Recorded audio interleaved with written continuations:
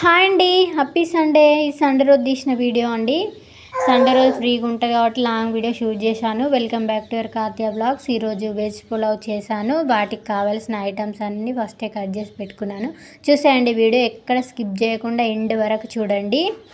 ఇందులో ఆలు, క్యారెట్, టమాటా, మిర్చి, బీన్స్, కొత్తిమీరకు, బగారా ఐటమ్స్ అన్నీ ఒకే ప్లేట్లో పెట్టుకున్నాను. ముందుగా ఆయిల్ పోసి అందులో ఆవాలు, జీలకర్ర వేసిన తర్వాత మిర్చి, వెజిటేబుల్స్ అన్నీ వేసేసాను. ఆ తర్వాత బగారా ఐటమ్స్ కూడా వేసి ఫ్రై చేశాను. ఇవి నేను ఫస్టే ఉడకబెట్టి పెట్టుకున్నాను. మిల్ మేకర్లు, కాలీఫ్లవర్ మక్కలు అన్నీ ఫస్టే ఉడకబెట్టి పెట్టుకొని ఆ తర్వాత ఇందులో వేసుకుంటున్నాను. ఆ తర్వాత కొంచెం సాల్ట్ వేసి నూనెలో వెజిటేబుల్స్ మొత్తం ఫ్రై చేయాలి మంచిగా. తర్వాత కొంచెం పసుపు వేయాలి. 2 గ్లాసుల బియ్యానికి 2 గ్లాసుల వాటర్ అందులో పోసాను.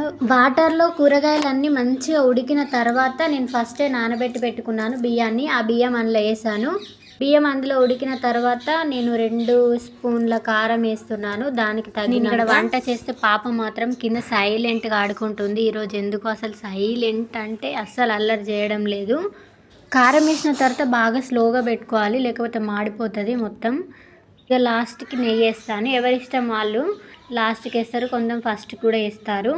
ఓకే అండి, పులావ్ రెడీ అయింది. అంతే, నా స్టైల్లో నేను ఎలా చేస్తాను అనేది మీతో షేర్ చేసుకుంటున్నాను. అంతే ఫ్రెండ్స్, మీకు కనుక వీడియో నచ్చినట్టయితే లైక్ చేయండి, షేర్ చేయండి. వెజ్ పులావ్ రెడీ అయింది. నా మరో వీడియోస్ కోసం నా ఛానల్ని సబ్స్క్రైబ్ చేయండి. Bye bye.